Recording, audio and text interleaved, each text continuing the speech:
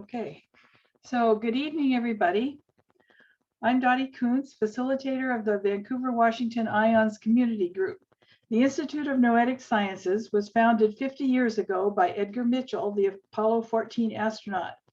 When he was returning to the Earth after walking on the moon, he saw our beautiful Earth glowing in space among the stars and had an epiphany.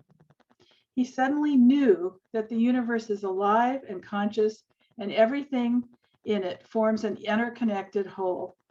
When he returned to Earth and was able to integrate his profound experience, he founded the Institute, dedicated to scientific research and education on consciousness, human potential, and personal and social transformation. Our community group is an independent community of individuals dedicated to the mission of IONS, to furthering our personal and spiritual growth, comprehending the transformation in human consciousness that is underway, and maintaining awareness of the resulting metamorphosis in social systems and structures through our monthly educational and inspirational meetings with programs and speakers. So that's what IONS is about. So our program tonight is Gene Keys, Unlocking the Higher Potential or Higher Purpose hidden in your DNA. So I became aware of the gene keys a couple of years ago at the suggestion of a couple of friends in our community group, which I'm very grateful for. The enduring question of my life has always been, what's it all about, Alfie? That's always been my question. I want to understand not only the purpose and journey of my own life, but also the human condition. Why do we do what we do, and where are we headed? The Gene Keys contains all of that and more. So tonight, we have two speakers, Chuck Willis and Rev Dr Noel McInnis. So Chuck is the Gene Keys ambassador. This means that he's completed the basic three-part Gene Keys program known as the Golden Path, and as an ambassador training program in which he made a covenant to embody and support the principles of this sacred work. He was first drawn to the Gene Keys in 2009 when Richard Rudd, author of the Gene Keys, offered the first deep dive into the activation sequence. Since that time, Chuck has led a local Gene Keys group with his wife, Jerry, and has served in various leadership roles in support of many international Gene Keys offerings. Chuck and his wife, Jerry, live in Portland. And Rev Dr Noel McInnis is an ordained doctorate minister of religious science who from the mid-1960s through the mid-1970s participated in the establishment of the North American Environmental Education Movement and was a co-founder of the North American Association for Environmental Education. He subsequently became an ordained doctor minister of religious science, also known as the science of mind, and has for the past 17 years served as chaplain of the Board of Trustees of the New Thought Center for Spiritual Living in Lake Oswego. He's a student of numerous Western and Eastern spiritual traditions, consciousness studies, contemporary cosmology, unitary systems theory, ecology, transpersonal psychology, subtle energetics, and other whole system perspectives, all in service to bridging of science and spirit. He's also a brilliant wordsmith and lives in Portland with his wife, Heidi. So to start out, we're going to watch a video of Richard Rudd introducing us to the Gene Keys and kind of giving us an overview. Welcome to the Gene Keys. My name's Richard Rudd, and I happen to be the first student of the Gene Keys. And I put it that way because that's exactly what these teachings are all about. They're about learning from a higher evolutionary impulse that's imprinted throughout our universe. From the lowliest life form to the greatest galaxy in the heavens. In the words of a very great poet, favourite of mine, Rilke, Rainer Maria Rilke, all of this is mission. That's what he said, all of this is mission. In other words, there's this unravelling thread that's built into life. And the Gene Keys are an exploration into that thread, and they're an adventure along this sacred thread. And the central premise of the Gene Keys is that we have inside us a hidden higher purpose, and that this purpose is encoded in our DNA. It's in the substructure of our physical bodies. And I am talking about a higher purpose, not just the purpose of our lives as a vocation.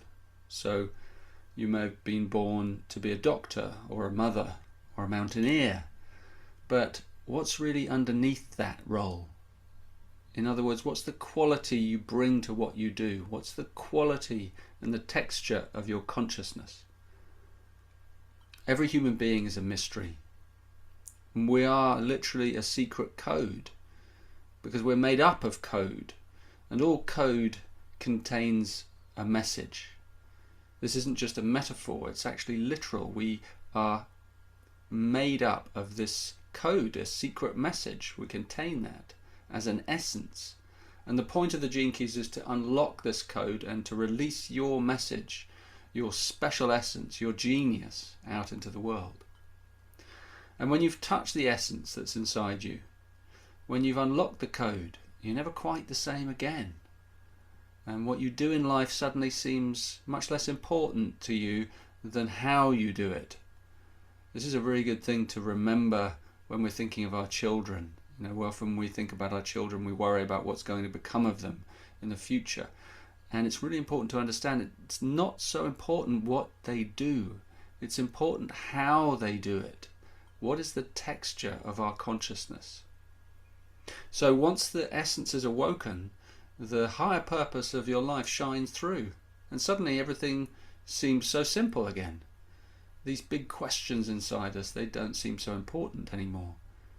And for the first time, probably in a long, long time, we begin to relax into being here, into just being who we are, without the worry of what we're supposed to do. This is the journey that the Gene Keys invite you into. And as you'll see, it's a voyage. It's a voyage of self-illumination. I'm going to begin this introduction to the Gene Keys by describing some of the key components of these teachings, as well as how they evolved and came about. The Gene Keys is a synthesis, and it's evolved over the past 15 years in a mysterious but rather organic fashion. I was always fascinated in secret knowledge. At university, I was studying literature and philosophy, and I took another unofficial degree at the same time alongside in esoteric universal knowledge, I guess you could call it. And I studied all these different systems, and of all of them, the one I seemed to be most drawn to was the Chinese I Ching, and many of you will know the I Ching. It's a 5,000-year-old text that essentially charts the seasons and cycles of change and life. And it has this very profound binary logic. And that's what's so startling about the I Ching, really, especially in recent years. It's this mathematics that's embedded in it, because it's virtually identical to the genetic code. And when I saw that, it really got my attention, because I realized that the I Ching truly does represent the code of life. Anyway, I began a long contemplation of the I Ching through its hexagrams, as they're called, 64 archetypes that forms the teaching itself. And I contemplated these over several years, and then one day someone introduced me to another system called the human design system, and I was really interested in this because human design calculated astrological positions from the time and place of your birth and combined them with the I Ching. And this was quite astounding to me, because it meant that you could now fix the code of life to a single moment of imprinting, combining it with this ancient science of astrology, which, by the way, I knew very little about. So I became an early student of human design. I studied with its founder, a mysterious and fascinating man named of Ra Uruhu. And Ra had a really deep grasp of the code and how it unlocked us as individuals. And he gave the last 25 years of his life to teaching human design. And he was a great man. I personally owe him a lot, because a great deal of my own insights are built upon the foundation that he built through his understanding. So thanks to him. as my understanding of these 64 universal archetypes that are the core teaching of the I Ching, as they deepened, I had another breakthrough. I realized that these codes aren't actually fixed, but that they fluctuate constantly according to our consciousness. And so I adapted what I'd learned from human design, and it became this. It became the spectrum of consciousness. And this is a map of all the major human states of consciousness, divided into 3 levels, which I call the shadow, the gift, and the siddhi. So now with your birth time, we could see specific patterns of consciousness that governed your life. But these patterns were dependent on frequency.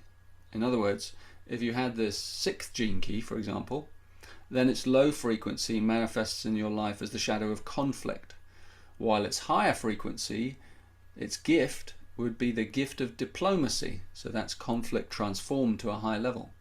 And then at its essence, its highest frequency, or its siddhi, is peace. And peace lies as a latent gift within conflict itself. In a way, you could say that the higher purpose of conflict is peace. But it moves through the revelation of peace, moves through the understanding and the lesson and the education of the gift of diplomacy. So as you'll see later on, this table of the frequencies of consciousness is central to the understanding of how the gene keys work to bring about personal transformation. So now I had this table of frequencies, I began to watch them in my life and in other people's lives, and so the gene keys were born. And this was an intense period when I wrote the Gene Keys book, which was an extraordinary experience for me. I think quite a few writers will understand this experience of a book that writes itself. And this was certainly what I felt. I actually experienced these frequencies as I wrote, from the shadow to the gift to the siddhi. And I think you can also experience them as you read it, if you read it in a relaxed and an open state. And as I entered into this new world of high frequencies, my mind began to expand, and I began to see things with incredible precision and clarity. It's like I entered the Matrix or something. And I saw these geometric sequences of gene keys that were born from my original understanding of human design. And each time I saw a new sequence, I'd teach it. I'd teach it right away in the world. And that was my way of grounding it in the world. And I rarely repeated a course, to the infuriation of quite a few people. And for example, here's the Venus sequence, which really came as a kind of download for me in 2004. And it contains all the codes that we run in our relationships, with their shadow patterns and the hidden evolutionary purpose that's behind them. And then there was the Pearl sequence, which governs our relationship to the wider community and to money and prosperity. And this is the activation sequence, the simplest of the 3, but also which I understood the last. And it's really the natural place where you can begin your journey into the gene keys. So as each of these sequences came together, they began to click into each other. And each of them really is a journey. It's an experiential journey. That's the thing to understand. Each one unlocks another part of your essence. So in a way, for me, the finale, the grand finale of my revelation, those years of revelation, it came when I saw how they all fitted together, because I didn't see that. I just saw these parts, and then finally one day they all came together, and I saw how they were all woven as a part of a single journey of transformation and awakening. That was quite a day, because I realized that I was the last one to know. It's a bit of a joke, really.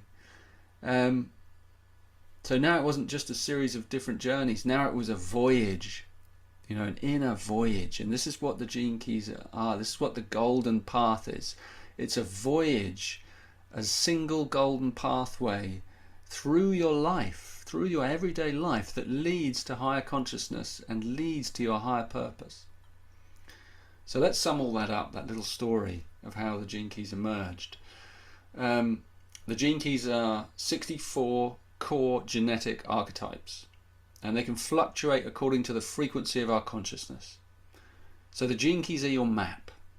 And then Through your time, your date, your place of birth, we can see the precise imprinting of the gene keys relating specifically to your life. That's your compass. That's what orients you in this space-time continuum, and it encodes your destiny.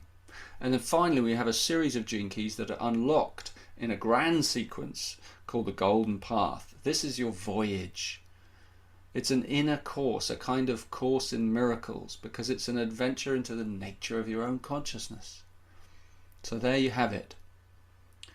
The map, the compass, and the voyage. So now you know the tools. How do the gene keys actually work? How does this work? What do you have to do to tread this golden path? Well, first let me show you a scientific discovery that's been made fairly recently, which lies at the heart of how these teachings actually work. This image shows how we used to understand life. Most of us have grown up in a world where we were taught that DNA controls all biological life. And this is the theory that's called the primacy of DNA. So you can see here that the DNA code within the nucleus of the cell, and let's remember that this is in every single one of the trillions of cells inside our bodies. So scientists believed, and many still do, that your genetic code comes pre-packaged and decides what proteins are built in your body and how they're built, and this is what determines your actions and your behavior. This is a determinist view of life in which consciousness is seen literally as a byproduct of programming. So you think, you feel, and you act the way you do because that's the way you're built and you can't change it. And in this scenario, a rather lifeless scenario, you're nothing but a victim of your genes. And here's the breakthrough. The new paradigm shows far more interaction with the environment. It's an open system. So here, the way we see and respond to our environment sends a signal back into the cell, and before it gets to the DNA, it's reprogrammed in this cellular membrane, which is a molecular switch, and then that message returns to the DNA, which then determines our behavior and actions. And it doesn't just determine our behavior, it determines our body and our physiology. So what we can see here in a nutshell is that our attitude to life is what actually programs our DNA and shapes our lives. And this new model is completely different from the old model. It puts consciousness first. So in other words, it's your consciousness that creates reality. And in this scenario, you get to wear designer jeans because you literally design your own destiny. So that's all I'm going to do with the science for now. But it is of huge import for us all, this insight, that our DNA is packed with this unknown potential, and it's within our power to activate that potential simply through our attitude. So let's put this into practice. Let's take a gene key, and let's say this one is in a key position in your profile. You can see that the shadow pattern here is intolerance. So when you're running this pattern at a low frequency, then everything and everyone just gets in your way, gets on your nerves, and you end up pushing people away from you. It's not a comfortable situation. But when you activate this gene key at a higher frequency, through a change in your attitude, you send a different message into your DNA, and it changes things inside you. Your body fills with endorphins, you relax, your heart opens more. Suddenly the shadow of intolerance becomes the gift of understanding. You see, every shadow contains a gift. And if you live like this over time, then understanding becomes an even more powerful field. It becomes a kind of deep cosmic sense of forgiveness, what the ancients call a siddhi. It's a Sanskrit word meaning a higher manifestation of your essence, a divine gift, a kind of higher grace that surrounds you at all times, this forgiveness. And this is how the gene keys work. They help you to change the language that you're sending into your DNA, and then the transformation moves through your life. It's very, very simple. It's all about frequency. Your attitude determines the frequency of the electrochemical signal that you send into the DNA. A low frequency generates a shadow pattern, which makes you behave as though you were a victim. whereas a high frequency makes you behave in a self-empowered and creative way. The highest frequency signals lead to heightened states of consciousness, like compassion, unconditional love, forgiveness that we mentioned. So the final part of this, and it's really the central technique of the Gene Keys, is called contemplation. It takes time to change the way you behave. You can do it right now and you can see the result immediately, but at the same time, to reprogram a lifetime of low frequency tendencies takes some commitment. And in this modern New Age arena, there are so many quick fixes promised. It seems everyone's looking for the quick fix because that's what our culture has become. But anyway, according to my understanding, life doesn't work like that. Not quite. These things take time. And this is the voyage of the Gene Keys. This is what the Golden Path is all about. You take this simple teaching and you begin applying it to all areas of your life. That's what the Golden Path allows you to do. It allows you to contemplate the Gene Keys over a period of time. That's why it's such a big book. It's like going on a course, but without going on a course. You have to do the contemplation. It can't be done by anyone else. And to contemplate something, it is about absorbing, digesting, applying and embodying a truth. The central truth of these Gene Keys that I've just outlined. So it couldn't be simpler. But how to apply it is another question. So the Golden Path gives you a framework to follow. It helps you to keep the Gene Keys close. You have to absorb this teaching mentally at first, and then after a while, as you understand it, you begin to take it in emotionally through your relationships, and finally it begins to dawn inside you at a physical level. It becomes imprinted in your living DNA. This is the process of deep contemplation. You allow it into your life, into your inner life. It's for the most part a private journey, because it's a journey into your essence. And as you tread the golden path, your golden path, the Gene Keys become your guide. And it's not just the book's just the delivery mechanism. The signal is a habit that you have to imbibe over time. But if you stay with it for long enough, it can really transform your life onto another plane. That's the power of simple contemplation. It's an ancient path, but one that's for the most part been forgotten. It's not the same as meditation, and it's not concentration. It's in the middle of those techniques. It's more playful in a way. It's really suited to our modern lifestyle because you can contemplate something anywhere, doing anything. It's alive inside you at work, at rest, with the kids, doing the dishes. And it's easy. You just remember it when you remember it. And whenever something hurts inside you, physically, emotionally, or mentally, that's the most powerful reminder. Inside every shadow hides a gift. That's the great truth of the Gene Keys.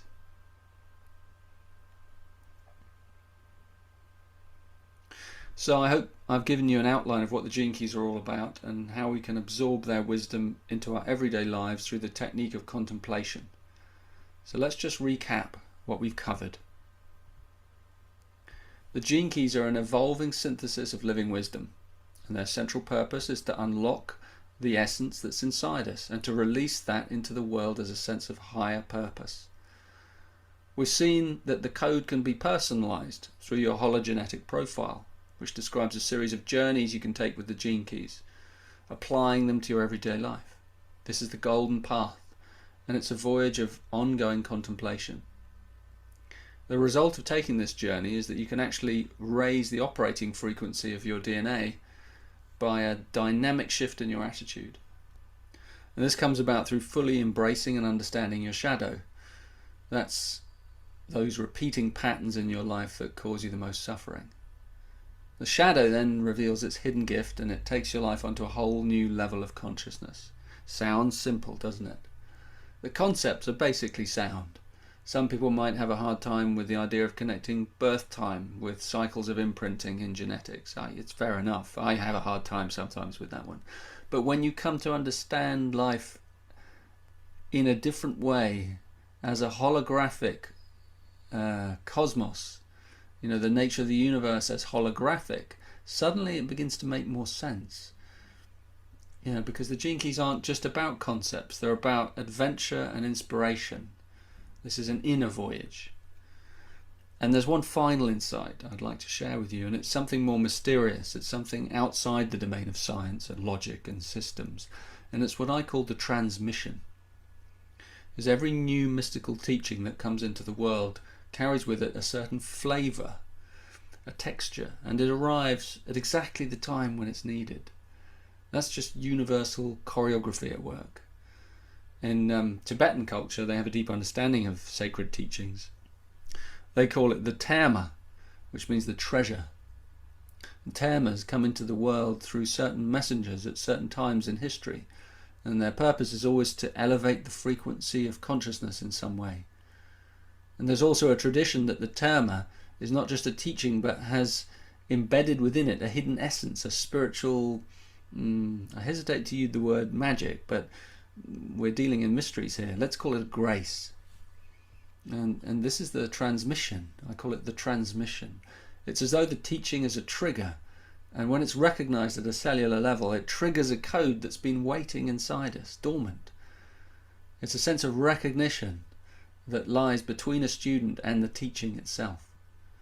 And to me, the Gene Keys are a terma, they're a treasure. They're here to trigger this sleeping giant inside each of us. That's those of us who are drawn to listen to them. And this is, I find, a very personal part of the journey. Your essence is really beyond words, and the words of the Gene Keys transmission all point you towards that wordless essence. But here's the deepest revelation of all, that all systems have built-in flaws. They can only be a finger pointing to the moon, but not the moon itself. They can't be the thing itself. Therefore they have to be entered into lightly, because life is a mystery. No system can touch the wonder of that. So I ask you please not to get caught in these teachings. Just enjoy them, let them have their way with you, and when they're done, and you're done, you let them go. So when you begin to enter into contemplation of the Gene Keys, and you treat them as a treasure, as a terma, as you would treat your own essence, then your voyage through them is likely going to be filled with magic and mystery. Contemplation is a gentle path. It's a quiet and private path. It points you deeper into your aloneness, into the vast inner reaches of the mystery of your life. And you take it into your life, in your way, as the transmission unfolds inside you, showing you how best to use it. All this is mission. The Gene Keys are an open system with a generous spirit, and if you're interested in these teachings, I'd like to offer you a warm welcome and wish you well on the journey ahead.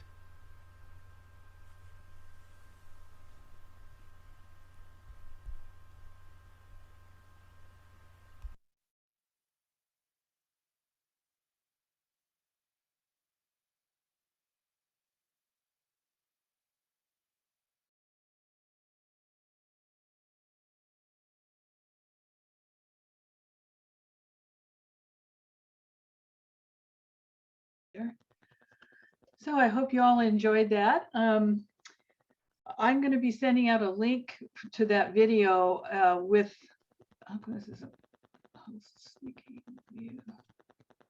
view. Hang on just a minute. Okay, so I'll be sending out a link to that video when I send out the YouTube reference. And I'm trying to figure out why Joy is on the is on the main screen, because I'm about to introduce our speakers. I've asked Chuck Willis, who's as you heard has been studying or working with the Gene Keys for a number of years, is going to help us take us further into the wisdom of the Gene Keys, and at the end we'll have a question and answer so that you can get your questions answered. So you might jot them down as we're going through. So Chuck, are you there? I am. Great, there you are. Okay, thank you. So I'm going to turn it over to Chuck. Hi, Chuck. Thank you, Dottie. Well, Richard did a wonderful job of giving you a thumbnail journey through the gene keys. I would like to spend a little bit more time on something that we refer to as the gene keys approach, which is a way of life, a path of gentle transformation, as Richard put it. And it's built on 4 powerful choices. Those choices are the choice of contemplation, inquiry, gentleness, and patience. And again, it's a way of life. So contemplation is the art of pausing first, just stopping and becoming present. That's the magic of pausing, is that it brings us into the present moment. And there's lots of opportunities through the day to harvest pauses. Before you get out of the car, before you go through that doorway, before you get up in the morning, there's all kinds of opportunities. Before you begin that new task, before you begin a new thought, there's lots of opportunities to take a pause. And the magic of the pause is that it brings us into the present moment. It's a conscious choice. The pause itself may be a mental exercise, something we choose consciously to do. But as we become inwardly still and quiet through choosing to just take a pause, listen to your breath for a moment, then inwardly we open. As we become inwardly still and quiet, we open to inspiration. And that is the inward pivot. We inwardly pivot. Something comes. We're inspired. We set our mind down for a moment, if you will, and allow the wisdom of our heart to be received. As we do that, we get insight. That inspiration begins to speak to us in a way that our mind can understand. And rather than resist life, rather than be challenged by life, we begin to embrace it.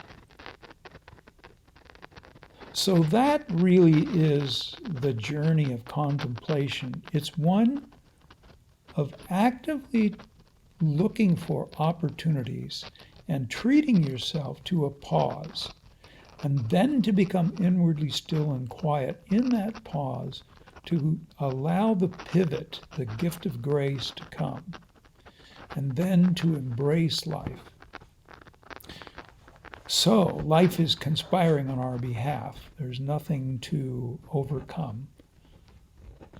It's a lot more about surrender, not surrender in the sense of giving up, but surrender in the sense of letting go and allowing.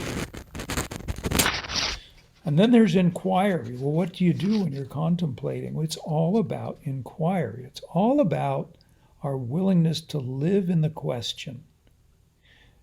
You know, answers are finite. They're fine for today, but today's answer is probably inadequate for tomorrow. What's infinite are the questions. Always there, always calling us to expand into a larger awareness. So living in inquiry, living in the question, and just asking the profound introspective questions, and inviting wisdom to come from within. You know, we can read one more book, take one more course, but we can also just get still and listen. Listen to our heart. Listen to what is arising from within us. isn't that where we actually gain an understanding of the books and the courses and whatever else is stimulating us to grow and expand? So there's the contemplation, there's the inquiry, and there's the gentleness, nurturing a kind and gracious approach toward self and others. Wow, especially in this time of challenge in which we find ourselves, there's plenty of room for gentleness towards self and others, which leads us to the final one, patience. Cultivating compassion, honesty, and curiosity. Inherent trust in the underlying process of awakening.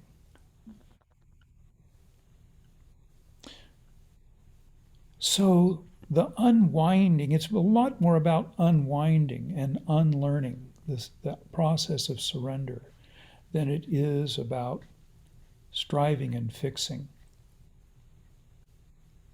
So I would offer you those 4 powerful choices: the choice of contemplation, inquiry, gentleness, and patience.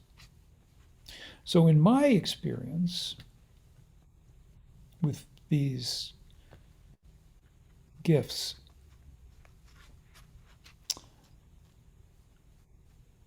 they've opened up within me a sense of open-heartedness,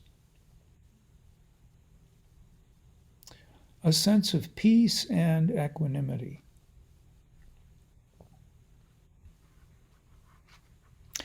And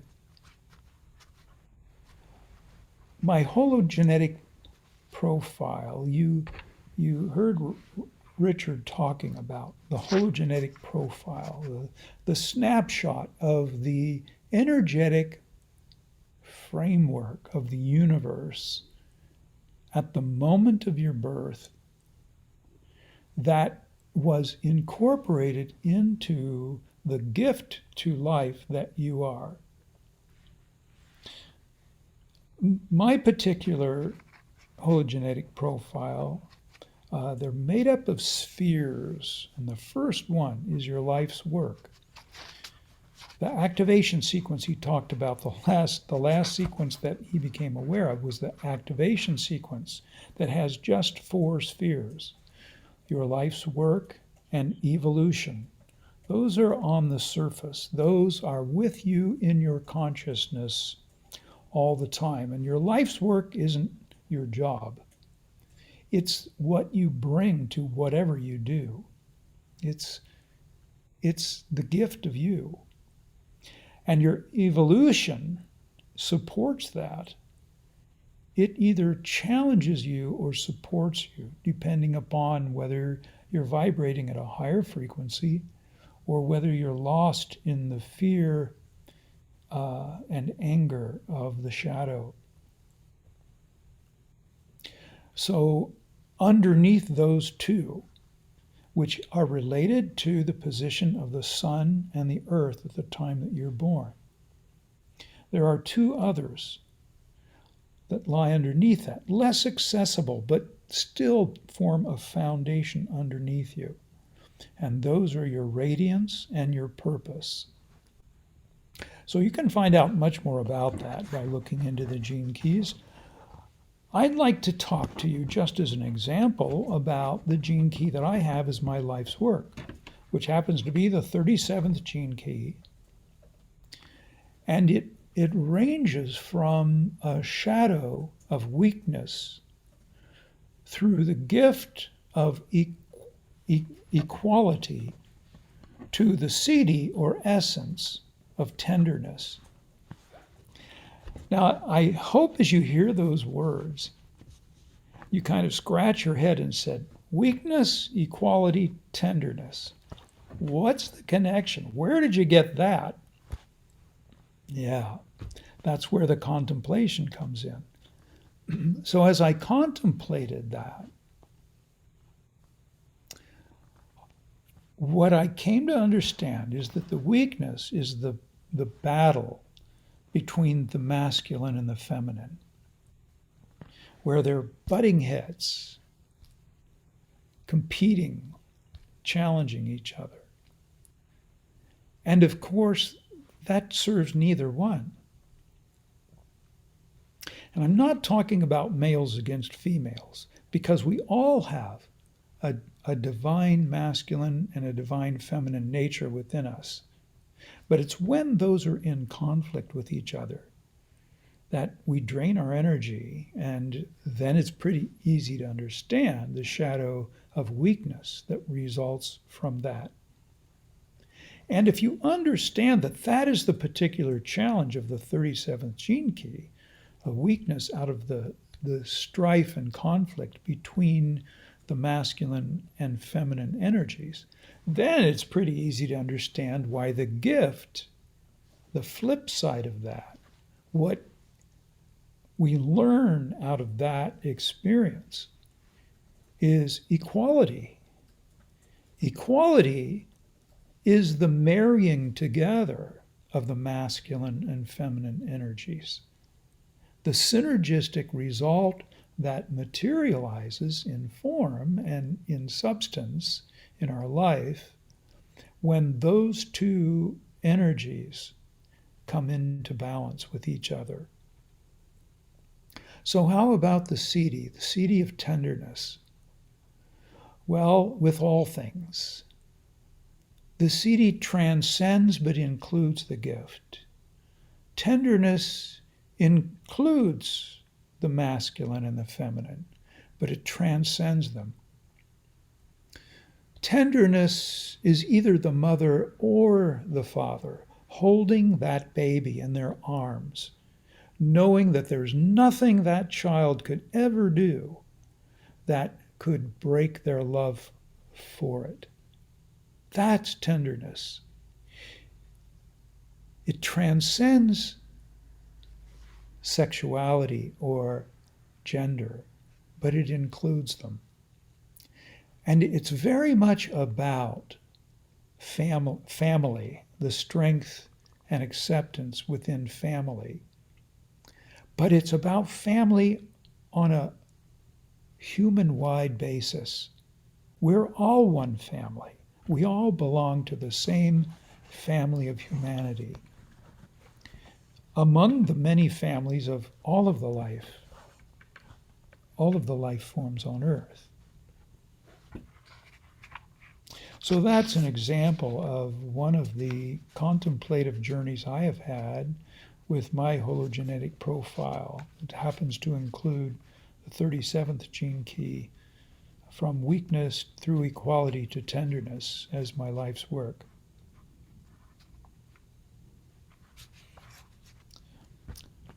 Dottie, do you want to open it for questions? Joy, did you have a question? You need to unmute.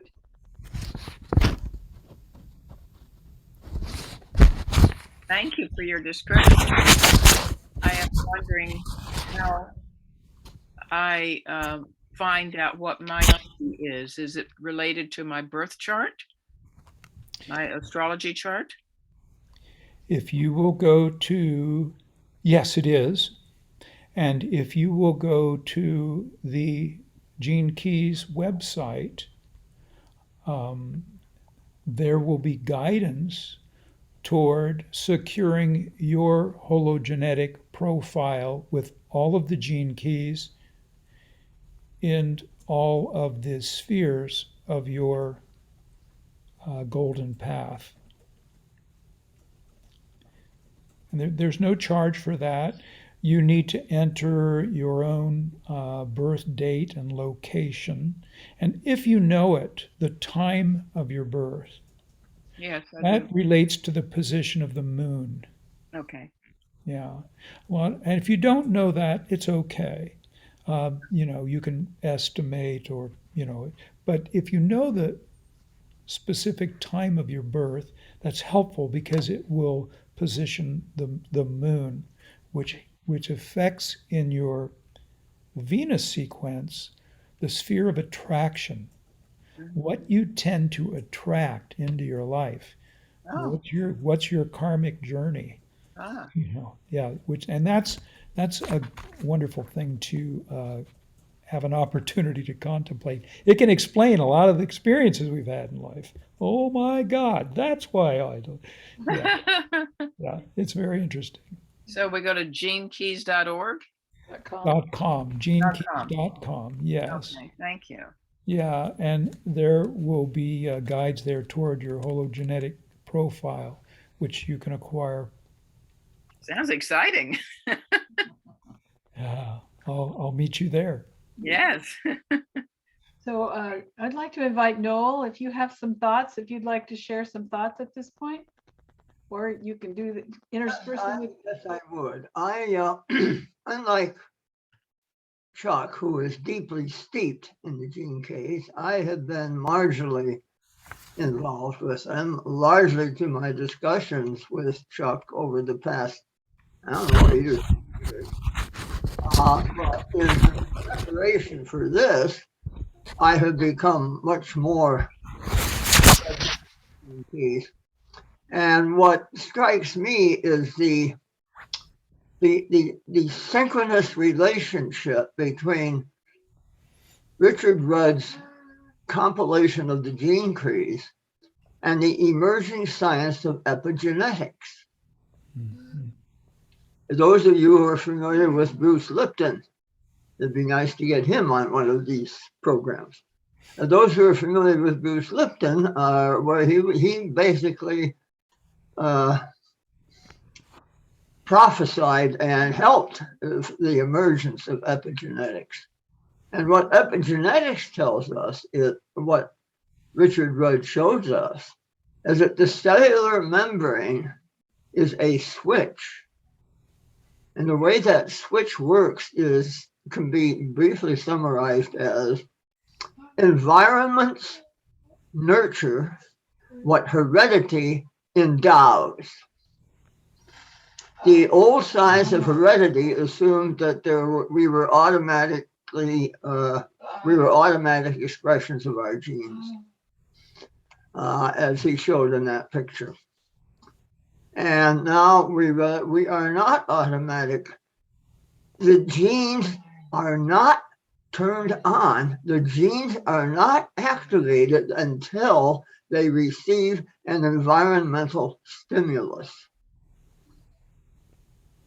The membrane of the cell membrane, which Richard Rudd called a switch, the cellular membrane is sensitive to impingements from its environment. And those impingements include, and what's most important from the ionic point of view, ions, it includes our thoughts. Our thoughts affect our cellular membranes. Our cellular membranes are sensitive to our thoughts. They're sensitive to our feelings.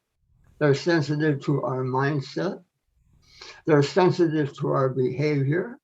They're sensitive to what we read, what we see, all of this input. Our cells are ready to adapt to whatever input we bring to their membranes.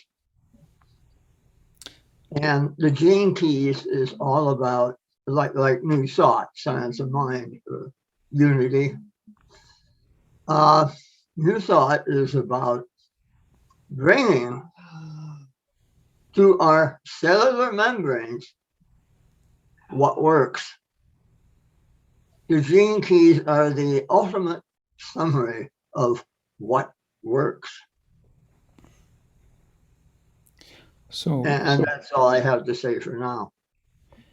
an example of that would be seeing something like, let's say, like a mother and a baby, something that touched you. And as you see it, there are hormones that are released in your body as you visualize and interpret what you're seeing. Those hormones are creating a chemical environment within your body, and the cells respond to that.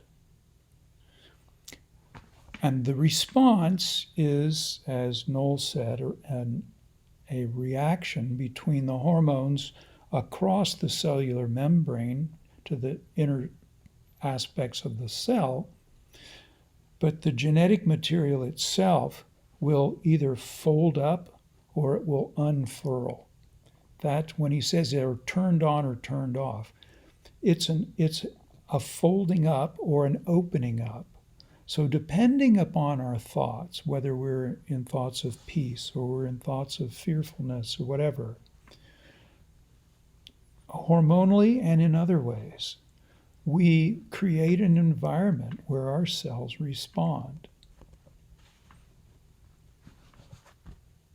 It's just an example.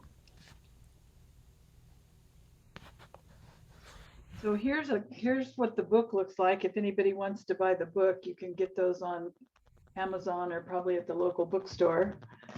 So does anyone have another question at this point? Victoria? I can't see everyone, so please use the little hand raising thing at the bottom. Yeah, thank you, Chuck. So, what a beautiful presentation with your, your words and your energy. I'm wondering if you would be willing to share an example or two of how you experience applying this in your daily life.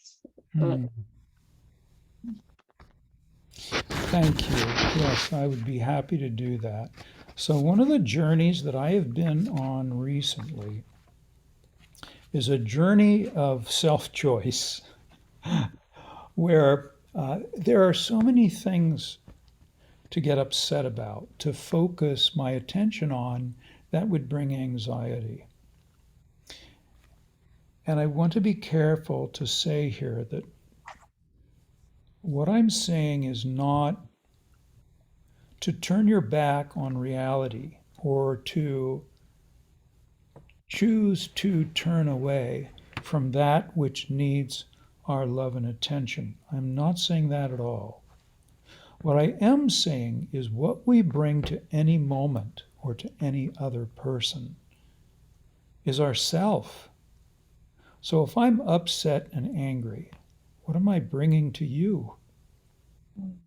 If I manage myself well enough that I can stay in a place of peace and equanimity, even as I creatively allow inspiration in terms of what you and I might do together to address an issue or to help someone or something, or to create something beautiful and new, whatever that co-creative activity might be. What I want to bring to that is my best self. That requires my own inner management. So there's lots of opportunities to get upset about a lot of things, whether it's mass shootings in schools or whether it's attempts to destroy democracy as we know it, whatever. There's lots of things to be anxious about. Being anxious about them is not helpful. Remaining in a place of peace allows me to be more open to inspiration in how to respond rather than to react in a constructive way. So how do I get there? I realize something. It's very helpful to me. We're not living in one world right now. We're living in two separate worlds. And it's really important for me to remember that. One of the worlds that we are living in is a world that is coming to an end. It's had its day. It was important, it had its purpose, and it's coming to an end. And there's another world at this very same time So it's confusing being in these two separate worlds at the same time. That other world that is coming is yet to fully form. But that world is a world of grace. And I have to anchor myself in that world as I hospice and deal with the one that is passing away. How do I do that? Well, I've contemplated that very question. How do I anchor myself in that which is becoming so that I can be of the highest service to that which is passing away? And my answer to myself is, I must always respond from a place of compassion and love. Love is the only thing that heals. So if I allow myself to become reactive, to become angry, to become worried, I'm connecting with a world that's passing away. And if I choose to remember that we are in good hands, that we are not in this by ourselves, that we are supported from every aspect of the universe in this transformative process that we are moving through, and that we are going to be absolutely fine. As long as I remember that, as long as I anchor myself in that which is yet to be, from a place of love and compassion, then that allows me to remain in a place of peace and equanimity, even as I work to address the issues that need my attention. Right. I would just like to add a bit at this point. The science which discovers, the science of how open systems work, when they get to a point of disequilibrium, when disequilibrium sets into a system, which is the old way that Chuck is talking about, we now have complete disequilibrium of human global civilization. A way of being in the world, individually and collectively, is passing. A new way of being in the world, individually and collectively, is emerging. And the way that process works is revealed in what's called the science of dissipative systems. Systems that give out energy, that lose energy to their environment. The way it works is that as a system begins to fall apart, little cells of the new system begin to form here and there rather randomly. And as more and more of these systems gather randomly, they begin to hook up and network with one another. Now, let's get very specific. 30 years ago, there was virtually nothing like the meeting we're having today going on in the planet. There weren't ions groups meeting all over the country and elsewhere in the world. And now there are more and more small cells, small groups interacting the way we're interacting right now. And it is as the energy of each of these groups begins to coalesce with the energy of other groups that eventually a critical mass of these cellular expressions of the new organism is formed. And that's when the transformation becomes visible.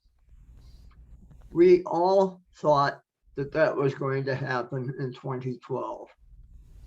when in fact the Mayan prophecy made it, if you study it carefully, I am told, the Mayan prophecy made it clear only that this 2012 was the crack of dawn of the new transformation. It wasn't going to be experienced until sometime in the future. We're moving ever closer to that future where the transformation begins to show up. And what we're doing this evening is contributing to building the energy of that transformation. Thank you, Noel. Thank you. And I would just add to that, I've been involved in several of the Gene Keys programs online, the classes, as we've gone through the different sequences, and there are thousands of people all over the world in these classes. And I know I and also Victoria and some other people are involved in these Stargate meditations, where there are tens of thousands of people from all over the world, from every country, doing these meditations for, soul growth and peace and prosperity and oneness in the world. And so, along with all the individual things that are happening in kind of the 3D world, those kinds of things are happening too. So that gives me great hope that we're doing this. Does anybody else have a question at this point? Joy? Dottie, would you please share how we get in touch with the Stargate meditations? Google Stargate Academy. Is it org or com? Stargate Experience Academy, I think. If you just Google Stargate Experience Academy, it'll come up. Right. And then it's a series of classes that you're taking? No, it's a series of meditations and channelings. Oh, okay. Yeah. Is that Prijit, and is he one of the people? Yeah. Okay. Yeah. Anybody else have a question at this point? I always have questions. Nobody else does. Go ahead, Victoria. So Chuck, I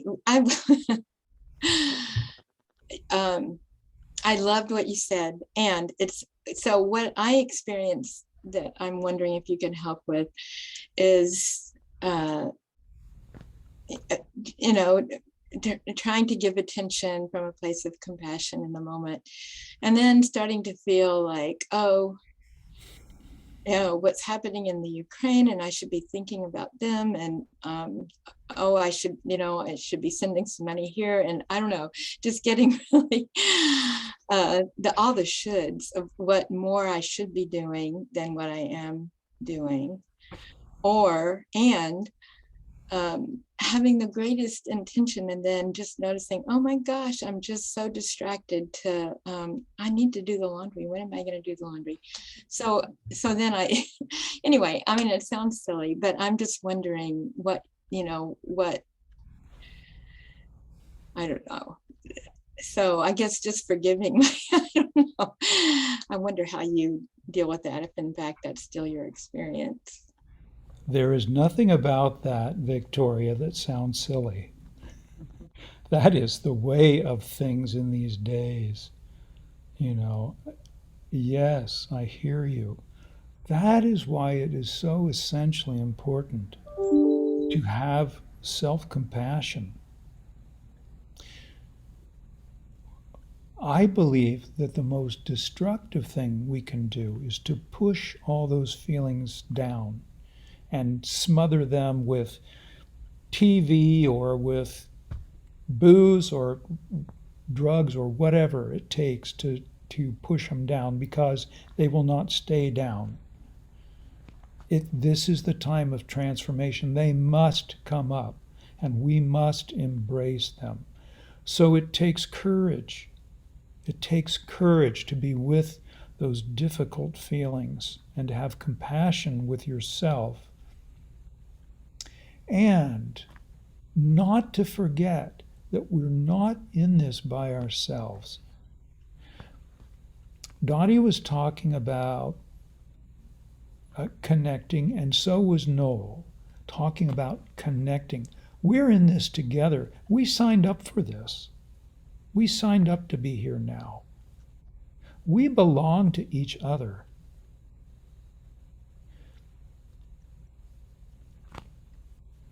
So I do a practice, and perhaps you would find it helpful.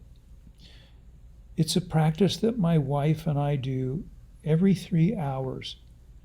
We do it at 9, 12, 3, 6, and 9 each day. And it's a meditation of the triple flame. So we take 3 minutes each hour. And in the first minute, we just get quiet and turn our attention inward and listen to the silence. Listen to our breath. Push everything else out. Put down your busyness. Take that pause. And focus on simplicity. Just breathe. So simple. We are the cutting edge of the divine embodying, and we are in our infancy. We have so far to go, and every step is necessary. There's no shortcuts. So just get still in that first minute and contemplate simplicity. Just breathe. And then as you move into the second moment, realize that there are many others in the world who are doing this very same thing, especially on the hour. There are many of us, as Dottie said, all over the world that are choosing to do this practice. So connect with them, open your heart. Allow their love in and send your love to them. And contemplate clarity. This is not clarity in that, okay, now I understand everything and I've got all the answers. It's not that kind of clarity. It's the clarity that all is well, that the universe knows what it is doing, and that in spite of appearances, we are being carried into a future that is beyond our comprehension. It's beautiful. That's the second minute, from simplicity to clarity. And the final third minute is purity. As you go deeper each time, each minute, into center, get in touch with that small child inside you that lives in your heart, that's always been there and always will be. That pure essence that connects you with everything and everyone, every when. That child that has never experienced anything other than purity, nor could it ever. Those 3 minutes of centering, of bringing yourself into the realization of the truth of who we are, our essence, it's a time of reawakening. It's a time of relaxation. It's a time of surrendering into the essence of who we are, not just individually, but collectively. And it is empowering because it will bring you peace and equanimity, and that will be your gift into the world with each and every person with whom you interact, with every task that you take up.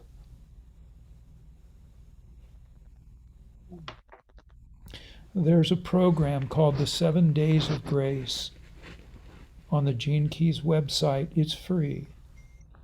And you can avail yourself of that just by going to the Gene Keys website and signing up for the 7 Days of Grace.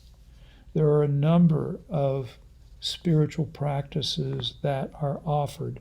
One of them is this triple flame meditation.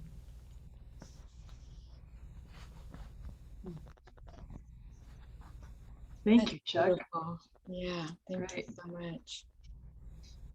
Does anyone else have a question at the moment? I can't see everyone, so just speak. I want to recognize Elaine. She's a member of my local group. Good. So thank you for being here, Elaine. I appreciate it. Chuck, I think that you are brilliant. Your insight and the transmission that you are is an amazing gift. Thank you. Thank you. Thank you. I So- want to appreciate the value that you've given us in the simplicity of it, in the heartfelt honesty of it, and in the clarity by which you spoke and explained these examples so that I can easily grasp them. Thank you very much, both of you. Thank you, Joy. So Chuck, we have a little bit of time since there aren't any questions at the moment. I was wondering if you'd be willing to just do a brief summary of the three the three sequences. Would you mind doing that? Yes.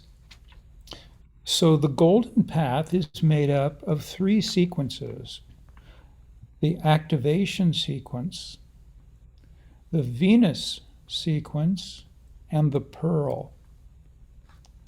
The activation sequence is about embodiment.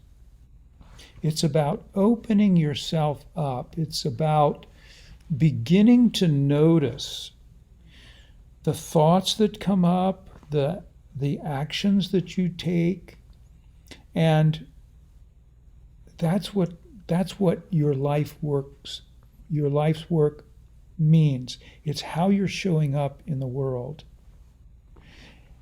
And to look at the challenges that you face, those are the shadow frequencies. And as you spend time focusing on the shadow, you will notice where it hooks you and grabs you. And as you become aware of that, aha, that happened again. Just that awareness will free you of it. It will set you aside. It's not that tendency won't be there anymore. When you get upset, it will be there. But it doesn't, you're more aware of it. Oh, there that is again. I see it again. I do that, darn it. Okay, well, so I'm going to make another choice. I'm going to just notice. I'm going to just notice how I'm triggered in these sorts of situations. And I'm going to take a pause instead. I'm going to relax. And I'm going to allow the energy of the gift to help me to pivot and to embrace a different expression in life. So that's an example of applying the meditative process to your own golden path. And the activation sequence is about embodiment. It's about understanding your life's work and the evolution. The real challenges are your evolution. It's what you're here to move through and beyond. If you begin to do that work, you will have a breakthrough. And the breakthrough connects you to your radiance, and it activates your purpose, your own gift to the world, your own genius. Everyone has genius.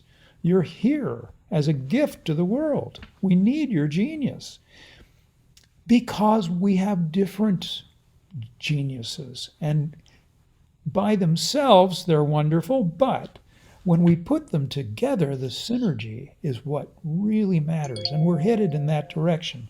So it begins with the process of embodiment, with the activation sequence.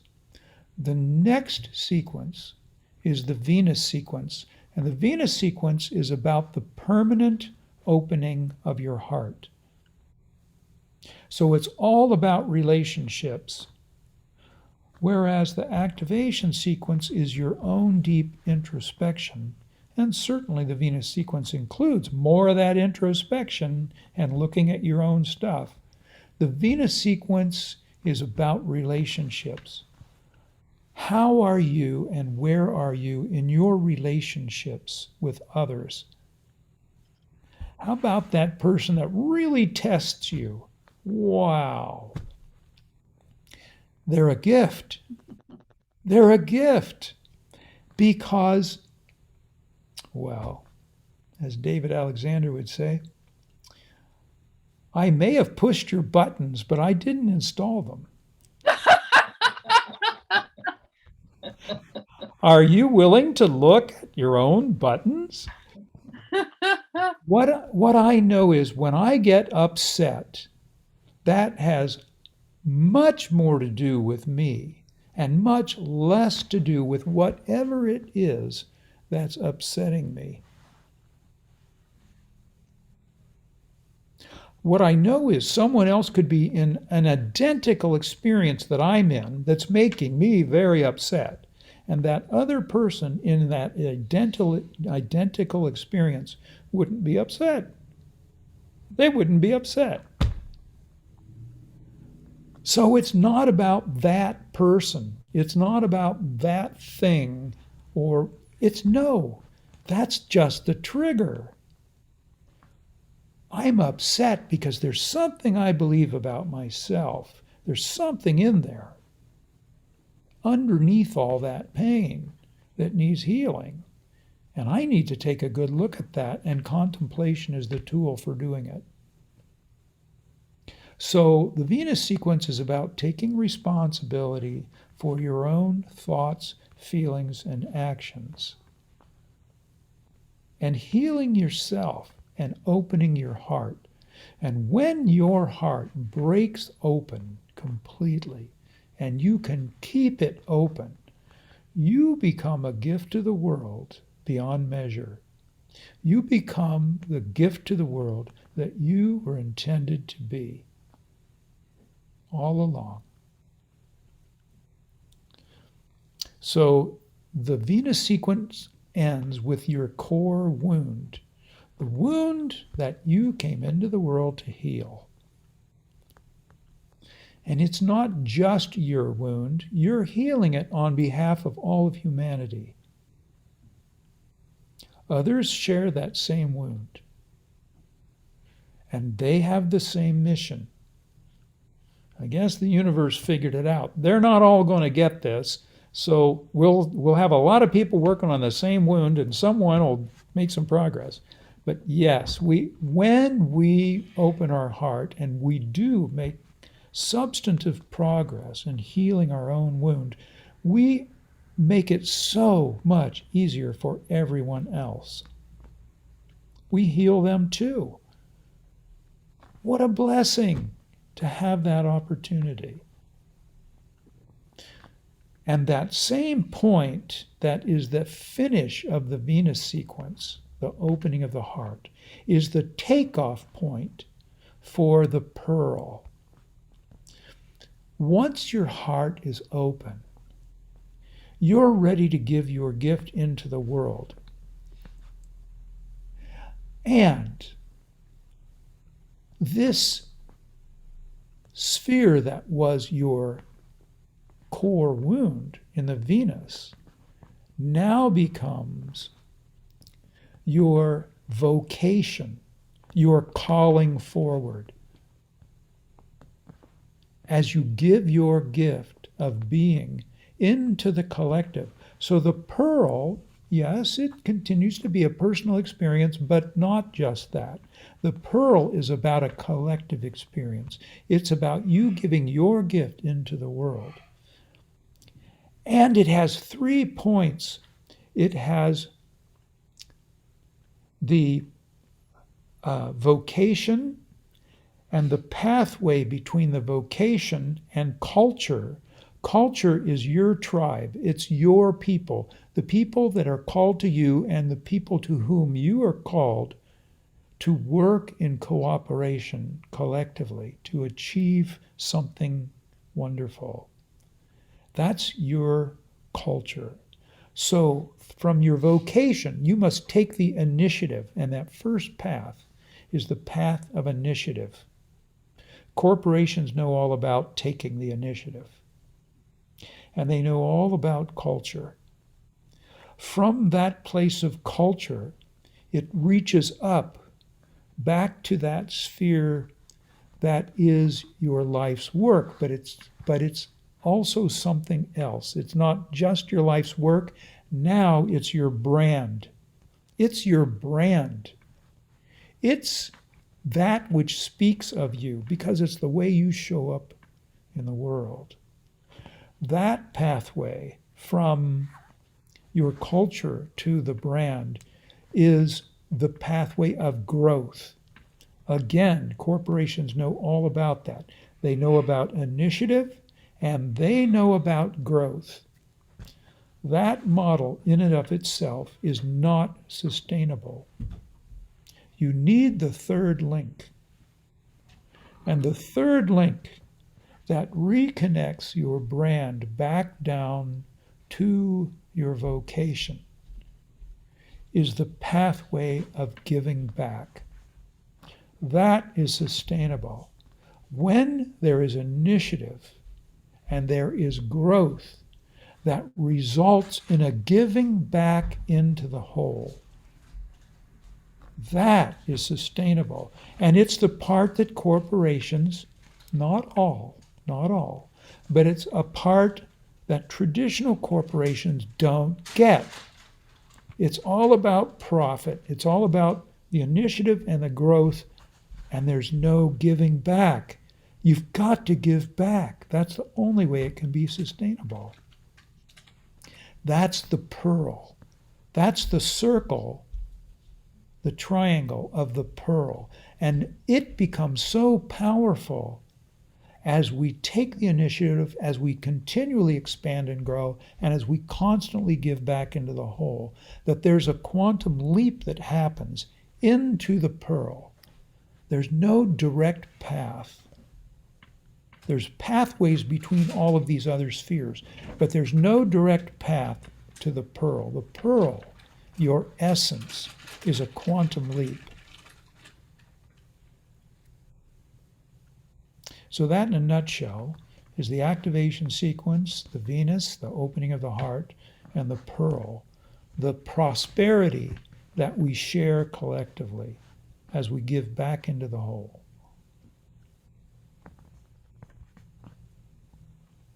Thank you. That was great. Thank you thank you, Chuck. You're welcome. Yeah. It's interesting when you talk about the giving back, you know, the Native American or indigenous philosophy is reciprocity, that you always give back. And so it's something that they've known all along. And as we know, they've had sustainable cultures and civilizations for tens of thousands of years. And it's because they give back, I'm sure. So. Absolutely. All relationships are reciprocal. Yeah. There is no giving without receiving. There is no receiving without giving. Giving and receiving are one. They are. Mm-hmm. Does anyone else have a question? Let me see if I can see. Doesn't look like it. Okay, well, if that's... I would like to add Great. enlarge on Chuck's perspective. Great. Meister Eckhart said, God is not found by a process of addition, but by a process of subtraction. Yes. What works in our life is far less a consequence of what we do than it is a consequence of what we cease to do. As we become aware, as Chuck said, of what doesn't work, we become no longer beholden to it.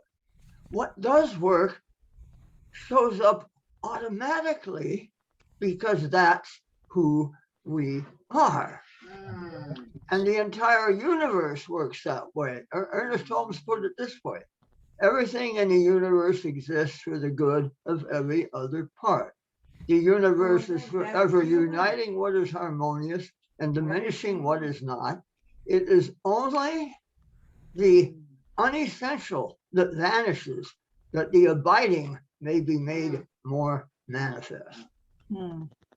And the Gene Keys is all about getting in touch with the shadow things that don't work, opening to our gifts, and allowing the higher essence of our CD to permeate our behavior and our thinking and our being. Precisely. Getting out of our own way. And contemplation is what helps us to awaken to that which we need to release. Once we release it, the essence of our being cannot help but expand within us and be demonstrated in the world. Thank you, Noel. That's exactly it. Mhm. Thank you. Well, thank you so much, Chuck and Noel. That was really great.